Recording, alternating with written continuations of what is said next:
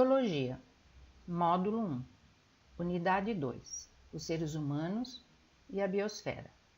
Corresponde à avaliação número 2. Tema 1, Ecologia e as relações ecológicas. Os seres vivos participam de muitas relações ecológicas com outros seres vivos e muitas vezes causam desequilíbrio e destruição nesse ecossistema. Ecologia e as relações ecológicas.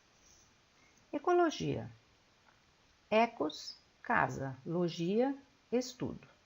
Então, ecologia é o estudo das relações entre os seres vivos e o ambiente onde eles habitam.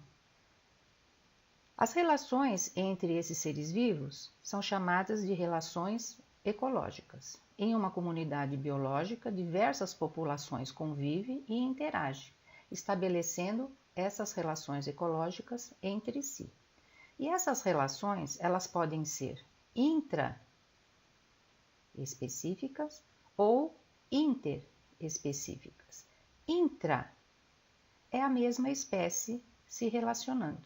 Então, é a relação entre os seres da mesma espécie. Por exemplo, formiga com formiga, abelha com abelha. E numa relação interespecífica, é a relação entre espécies diferentes. Exemplo, leão e a zebra, o relacionamento do homem e o cão. As relações ecológicas intraespecíficas, que são aquelas relações entre a mesma espécie. Então, pode ser uma competição, uma sociedade. Competição. O ser vivo compete pelo mesmo recurso. Pode ser um alimento, um espaço, uma fêmea naquele ambiente. Então, por exemplo, os jacarés que competem pelo alimento. A competição também ocorre na relação interespecíficas, em espécies diferentes. Numa sociedade, os seres vivos que trabalham em conjunto. Então, os seres vivos que vão trabalhar em conjunto formam essa relação chamada sociedade. Então, é o exemplo das abelhas, que trabalham em conjunto, das formigas, que trabalham em conjunto, que é uma relação entre a mesma espécie, intraespecífica. Relações ecológicas interespecíficas. Então, essas relações ecológicas são as relações de espécies diferentes. Então, podem ser predatismo, pode ser um comensalismo, um mutualismo, uma cooperação, ou também podemos chamar de protocooperação, ou uma também competição, como falamos anteriormente. Então, vamos começar com predatismo. O predatismo está relacionado ao predador. O predador é aquele que caça. Então, exemplo, o leão que caça a zebra, a onça que caça a capivara. Está ocorrendo aqui uma predação, uma caça. Então, é esse relacionamento, essa relação ecológica chamada de predatismo. Numa relação ecológica de comensalismo, o ser vivo ele vai se alimentar dos restos alimentares que sobrou do outro ser vivo. Por exemplo, o peixe rêmora é um peixe pequenininho que se alimenta dos restos de comida que caem da boca do tubarão. Então, nesse relacionamento, é um relacionamento de comensalismo. Comensalismo vem do comensal, aquele que veio para comer. Nesse caso, ele está comendo os restos que o outro deixa cair. Então, ele não está tendo uma relação desarmônica nesse caso, porque esse resto de comida que caiu não vai fazer falta para o tubarão. Outra relação ecológica, mutualismo. Os seres vivos se ajudam, um coopera com o outro. Então, é o caso dos líquens. Líquens são essas manchas esbranquiçadas nas árvores e ali tem dois seres vivos convivendo para formar essa relação, que são as algas e os fungos. Então, as algas e os fungos vão formar os líquens, que vivem nos troncos das árvores formando essas manchas esbranquiçadas. Como é que vai ser esse relacionamento? É um relacionamento mútuo, onde um ajuda o outro. Então, os fungos absorvem a água do ambiente para que as algas possam fabricar o alimento, através do processo da fotossíntese. Eles não conseguem viver separados. Para formar os líquens, precisam estar juntos. A alga fornece o alimento tanto para o fungo quanto para ela mesma, e o fungo fornece a água necessária para esse processo da fotossíntese. Então, os dois vivem em mutualismo, um ajudando o outro. Na relação ecológica cooperação, ou também podemos falar protocooperação, os seres vivos se ajudam, mas eles podem viver separados. Então, por exemplo, as aves, que são chamadas de anu preto, elas vivem nos dorsos dos bois comendo os carrapatos. Mas a ave, ela pode se alimentar de um outro alimento. E o boi pode se livrar do carrapato de uma outra maneira, se coçando na cerca, alguém colocando para ele um carrapaticida. Então, eles vivem em cooperação, mas necessariamente não precisam estar sempre juntos. Eles podem viver se alimentando ou se livrando, no caso aqui do parasita, aqui do carrapato, de outra maneira. Não é o caso do mutualismo. Para haver o mutualismo, eles precisam, um depende do outro, precisam estar juntos. Na cooperação, um coopera com o outro, mas podem viver separados. Competição. Os indivíduos de espécies diferentes, no caso aqui, por quê? Porque é uma relação interespecífica. Então, são indivíduos de espécies diferentes que vão competir pelos mesmos recursos. Por exemplo, gafanhotos e veados competindo pela grama. Sucessão ecológica. A sucessão ecológica, ela acontece, por exemplo, numa área florestal que foi desmatada. Depois de alguns meses, ocorre o crescimento das gramíneas e arbustos, até que se forme uma floresta semelhante à anterior, que foi desmatada. O crescimento de plantas na área desmatada é o início do processo dessa sucessão ecológica. A comunidade de seres vivos que habita essa área vai se alterando até que o ecossistema se reequilibre e volte a ter os animais novamente. A sucessão primária ocorre em um local antes desabitado, por exemplo, uma grande duna de areia na praia. A sucessão secundária, ela ocorre em uma área destruída de um ecossistema. Então, na sucessão ecológica, eu tenho dois processos. Pode ser uma sucessão primária ou uma sucessão secundária. Tema 2. Problemas ambientais contemporâneos, como camada de ozônio, efeito estufa, poluição do solo e da água. Vamos falar de camada de ozônio. O gás ozônio ele é formado por 3 átomos de oxigênio e se situa numa camada alta, que vai de 15 aos 40 km de altitude, chamada estratosfera. Nessa camada que nós vamos encontrar o gás ozônio.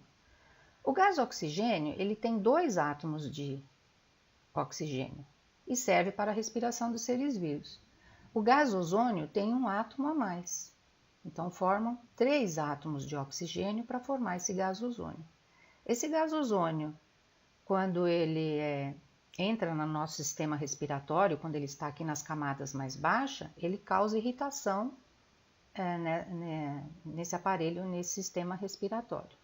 Numa camada mais alta, nessa estratosfera, ele tem como propriedade filtrar os raios ultravioletas emitidos pelo Sol, que podem causar câncer de pele, catarata nos olhos.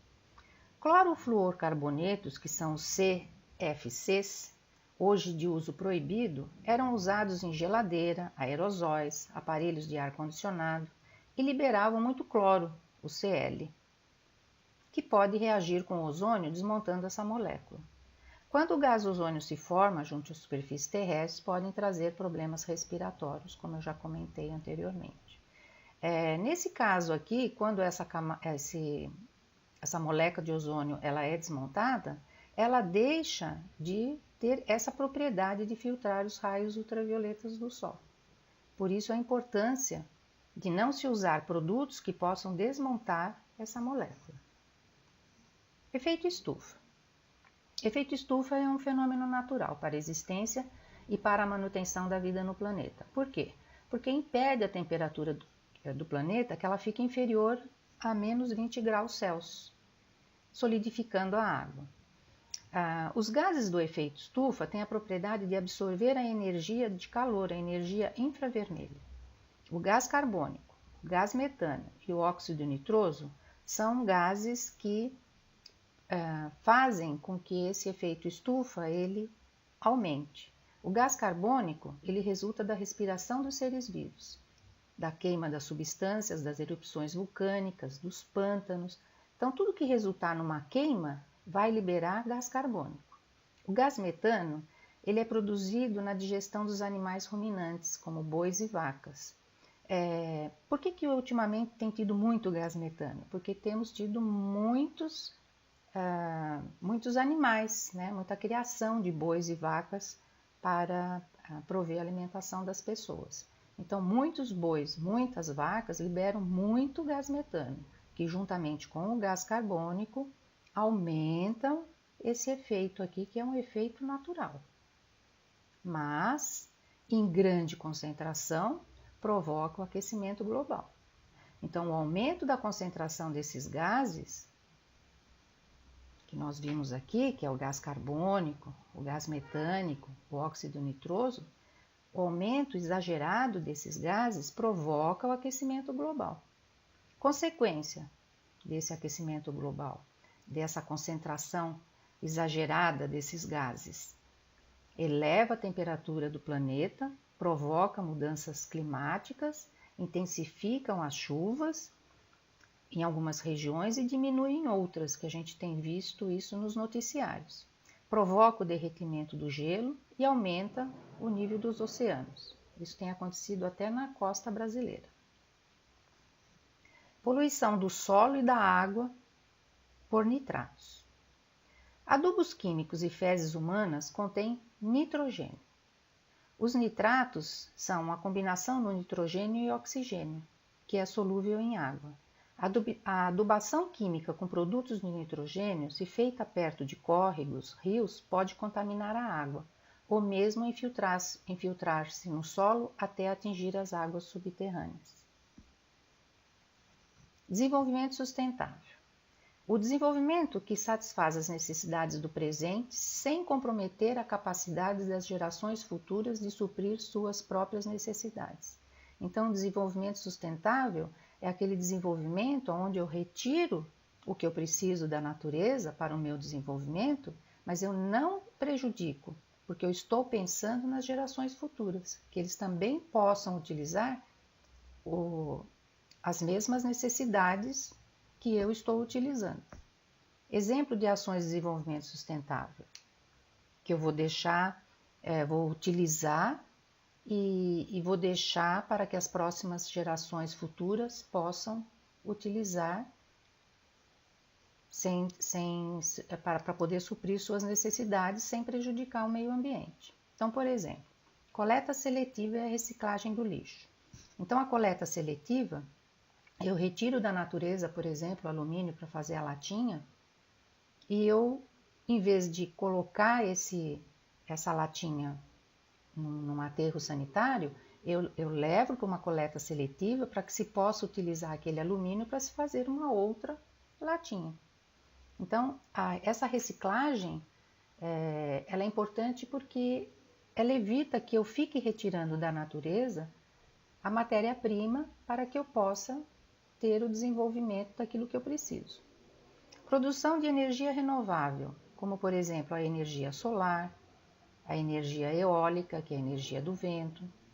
Carros elétricos. Então, em vez de se utilizar os carros a combustão, que eu vou utilizar o petróleo, a gasolina, o diesel, eu vou utilizar a energia elétrica e não vou ter uma poluição do ar por causa desses combustíveis, como a gasolina, o diesel, a querosene.